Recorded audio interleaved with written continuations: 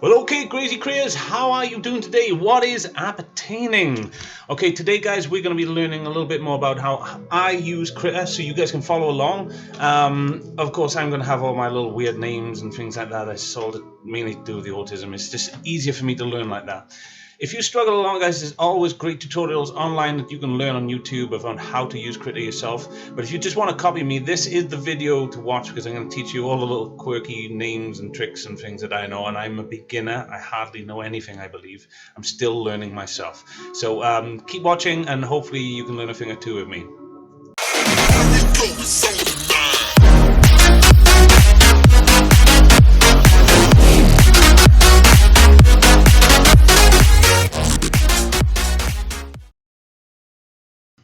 Alright, Grazy Creators, how are you doing? Today we're going to be doing a little bit on how I use Krita and some of the things you can pick on, like little names and quirks and everything I have.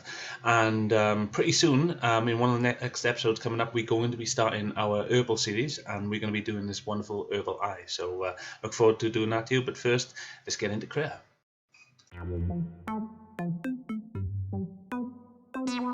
Creators, this is the interface of Krita once you've opened it up, and this is what you should be seeing as well. Now, only things I want to show you at this point are this is what happens when you don't have a canvas when you first start up. Yeah? So the canvas is the thing we're going to be drawing on. The rest of the interface, don't worry about that so much at the moment.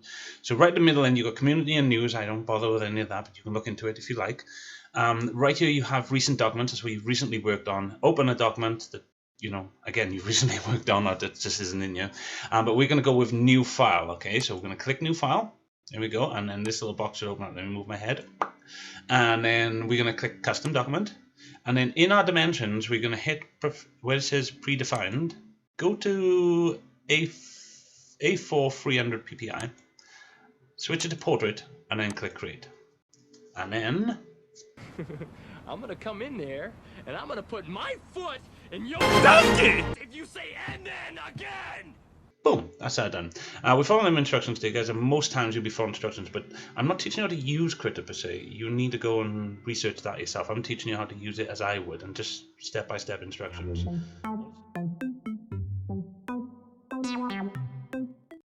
Right, now we have our canvas up, guys. What we want to do is just prepare your screen. I'm just going to put me in the middle here.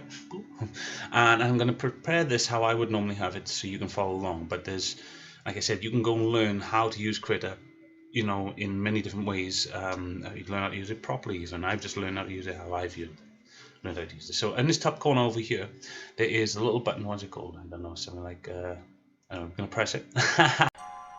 Ooh, what does this button do? And click on Big Paint. Once you clicked on Big Paint, come off this, and then this is how it'll set up. These are like presets, I think, or something like that. And what I want to do is, first of all, I want to get rid of this.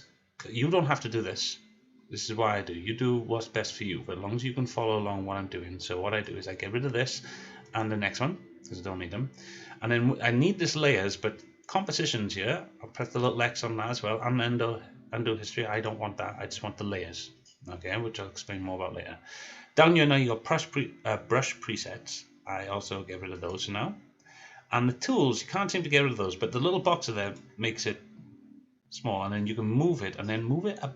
I move mine above here because I put me up here. And then I'll put my layers around there, and I'll just move things out. These little dots you can see here, these are what you can move things around with. Now this is it. I just deal with my layers on that side, and then on this side, it has come out here, but normally sometimes it's like that, but I'll just move it out just to, for me, especially for recording, you do, and that is it. That's Krita set up, ready to rock and roll.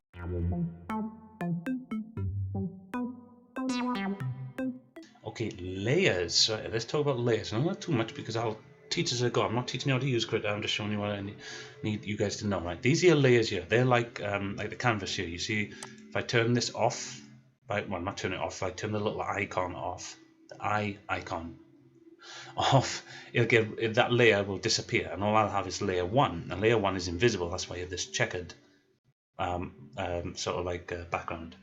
Now if I turn the background layer back on, which you normally just get this background layer on layer 1, you also notice that it is locked there. Now if we unlock it, it means we can do things to it. Anything we lock, we can't do anything to. So we do that from time to time just to save our work. I'll tell you when when you shouldn't do it, and you can discover that yourself.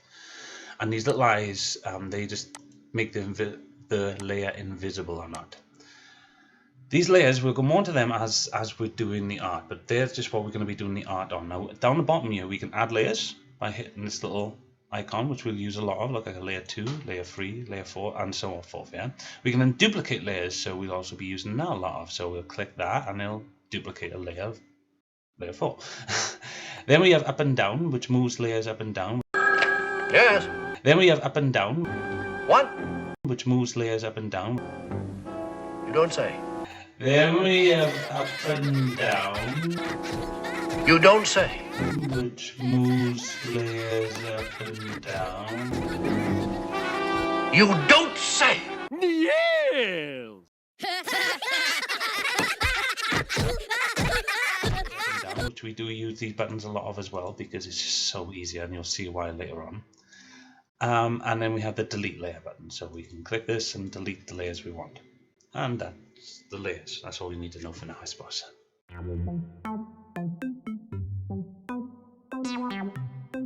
Right, before we move on to anything else, I'm going to teach you who Jiminy is. It's my little cute name given to this little tool that pops up here when you press the right mouse clicker. And you press right again to make it disappear and come back up. And this we'll be using a lot of. And we'll teach you how to set it and things like that coming up. Now, the two little colors here, that's why your primary and secondary color, the same above here. And yes, you can click on them and change them, I believe. So if you, there you go, I'll change the yellow. And then this color wheel here is what color you want to select. As you can see, all the colors of the spectrum are there, and then within this center part you can go from white to black to the color you've chosen and any shade in between. We'll do more on that when we do coloring and stuff. I'll talk through it. As you can see, then you have a, like, what would we call this? It's like a playlist. Okay, is the best way I'm going to be able to say it to try and reach a wide audience. It's like a playlist of the tools you want to use, and I like to do that at the start of each art project. Just tell you the playlist of tools you're going to need, and we'll build one of these each time so you know what to pull in. I'll teach you how to build that shortly. In the meantime, on the rest of this, you've got this little gadget here that makes the screen bigger and smaller, but you can also do that with the scroller on your mouse. You can use these little sliders on the side to move it around, but you could also just hold the scroller on your mouse and move the place around like that. Let's bring Jiminy back up. The other thing you can do is with this little circle here is you can drag it left and right all the way around to turn your page. You're going to put it back into that circle so it gets nice and central. Right. Now, this little tag here is the thing that changes your playlist. If I go digital, well, you got my digital playlist. And there are lots of preset ones already built in for you. But I'm also going to teach you how to make them, because this is going to be all you're going to be using to make the purple eye. So this is all ready for you, and I'll teach you how to do that in another video. This little icon here goes for your opacity and size, but I'd never use that. I always use the opacity and size up above, again, which we'll cover that just a little later.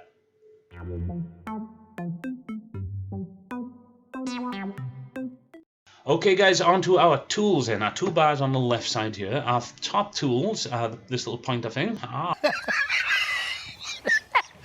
hell was that? What was that noise? You've never You've never made that noise. Our select shapes tools. I very rarely use that. I don't even fully know all its uses yet. I'll get more into on that. I normally use it just to select what I want to select when it comes to text, to change colors and things, which I'll go more into that when we're doing it. Again, and the next one next to it is the text. Whenever I say to select the text, this is what we're selecting, and it allows us to write and edit our word art. I'm not going into all these, guys. This will happen during the shows. This is just a brief tutorial on what I'm talking about when I ask you to do certain things. Again, I don't use the next two shapes. The next one is a freehand brush, which I do use. To go to the layer, and as you can see, look, I can draw with a freehand brush. And then you have the retrospective shapes then that you can do, ellipse tools and squares. You can learn more of this on other tutorials, guys, if you want to. I'm just going through the basics that we would use, and what I'm expecting you guys to be able to use when we come to doing our art. But I pretty much run through everything there and then anyway. But that there is our text and our drawing tools so far.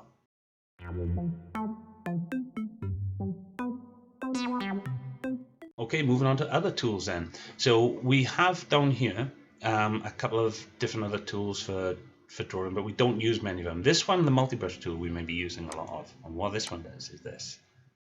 Yeah, you can already see I love this. And I can see a lot of people loving this tool. And it's a fabulous little tool. You have so much fun with it, creating lovely bits of art when we'll do that. Other than that, let me get rid of what we just drawn a minute, just using the tips I gave you earlier.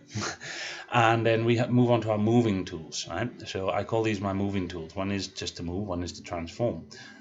So if I just do a little doodle there, and then I go into the transform tool, I can now move that around, but I can also transform the sides of it. And we'll go more into that when we use it. And then the next one is just movement, I believe, and you just move it around like so.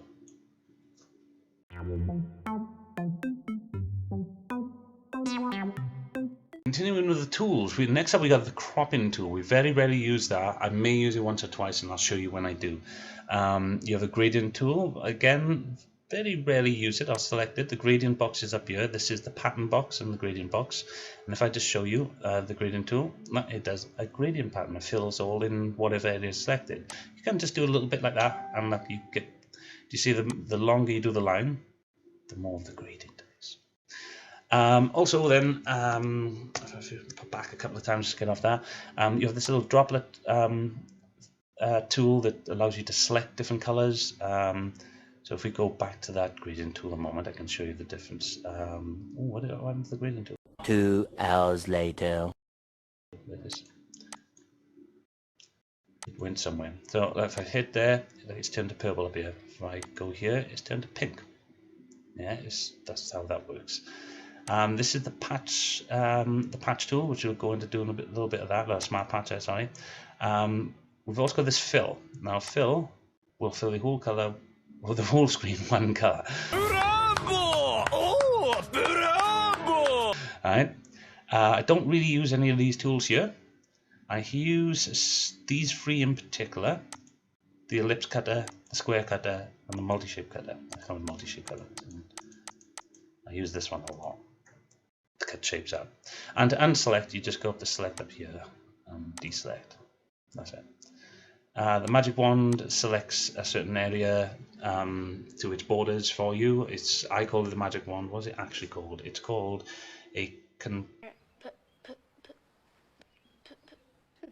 Today, Junior? Not doing it. No. It's called a magic wand. You're a wizard, Harry. I'm a what? It's the magic wand. Right, so we'll deselect this area up here. And then that's all really the tools I use for now, and more I'll be adding later in the future. But for now, that's it from the tools.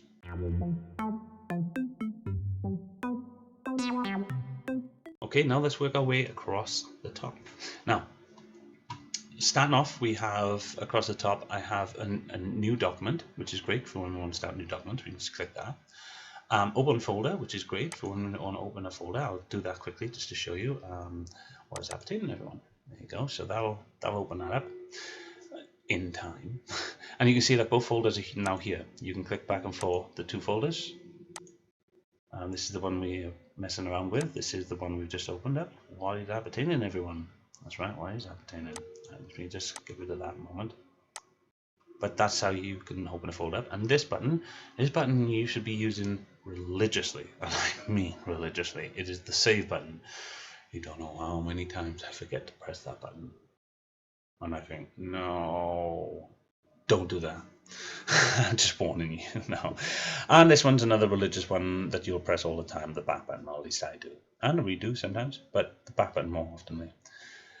Then, like I said before, we have our gradient and our patterns We can click on that and add gradients and patterns. We'll do in another video, I'm sure.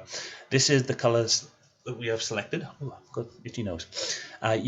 You're the colors that are selected so at the moment. This is primary, this is secondary, and if you just click this black and white one underneath, it'll switch it back to its default black and white.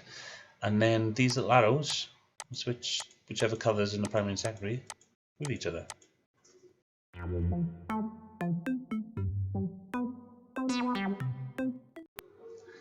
Okay then guys, still running across the top then, we have our presets. Now you can click on the actual brush or whatever you're using here. If it'll let me do it. Oh, it's decided not to work for me for some reason. I know, because I haven't got brush selected. So you can click on the little brush here, and it will give you all options about the brush. I know nothing about that, guys. I can't teach you that yet. I don't select that. But I can, if you select... What? Select. If you select the brush preset here, you can go into all the little brushes. Now these may seem a little bigger on your screen, but if you go to this little tag up here, you can change the icon size here. I like to change them all down. Now these are the different brushes and everything you can be using, but like I said, I'm also going to teach you how to make a tag. Now, not right now, you'll do a tag on the next video, but what a tag is, you'll click this little tag thing and then you'll create a new tag. And what will happen is that brush you put into that tag, and then you can put other brushes into a tag. So what if I go up to this brush now and select, I click on this and select it, it'll say assign to a tag, so I can assign it to any of these tags that I have, any of these playlists. I can also remove it from any ones it's in. It's in textures, so if I hit textures, it's now removed from textures. To add it back, assign a tag, go to textures, and it's now back in textures. Magic. And then, as I said before, when we bring up Gemini, these are our tags. So we are in Erple ready for our next project, and that's the only free things brush presets you'll be using in doing the eye. So that's brilliant there. One thing mentioned just while I'm here is you see there is blue, pink, and purple here on this outer ring, and before there was no color in there. That's because every color you use whilst having Krita open stores in here like a memory, so you can easily access it. That's something to be useful for the future.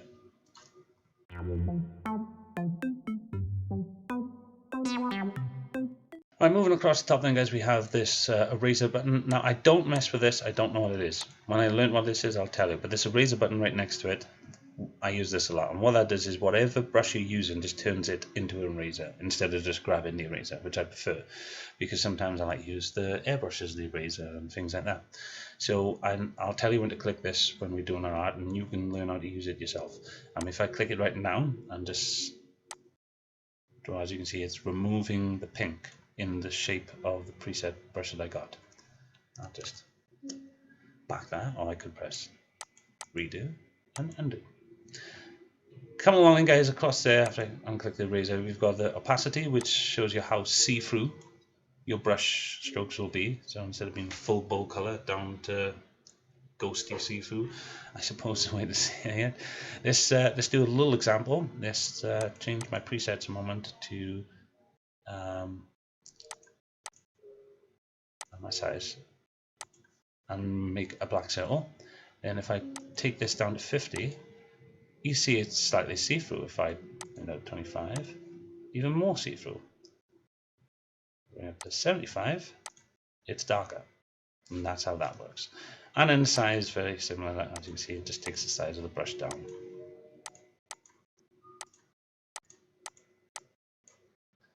And that's how the sizes now work. Now, just before, I'll click back a couple of times actually, just to get rid of what I've put down. Just before we finish, I'm going to show you one last thing. The tool I really like is this, like a mirroring tool. And there's two lines, and if we go back to what we was doing just now, I take this. If I, yeah, we can all see what this tool does. Yeah, I don't think I have to explain. It mirrors everything you do within the corners. Now you can take away that one and just mirror. But as you can see, we do some great posters and backgrounds and everything with this. I mean, it is great fun. Kids can just have great fun with it. I mean, who's this guy? Well, close enough.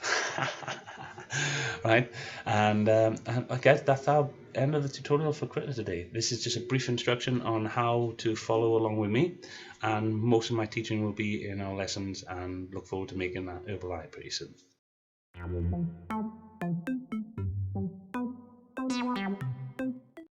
Hey Grazy Gurus, just want to take this moment to tell you how you can help support the show. You could do it by purchasing my new book, which is called Erple People, New Child. It's out now, and you can purchase it online, well, across online at olympia.com, online stores such as Waterstones, Booktopia, the Book Depository, Barnes & Noble, across Amazon, eBay, and I've seen it on a few more, so you just have to check that out. And even if you can't make it to purchase it online or at a bookstore, then please go to your local library, order it there. That also helps us out. It's a tongue-twisting, fun-consisting, rhyming, timing, bright and sunny, warm and fluffy way to raise racial awareness, which I think is a needed trait in this world. Thanks guys for all your support and raising awareness. Please do it, like and subscribe, and follow us on social media. Thanks for everything. Can't wait to see you in the next one. Peace.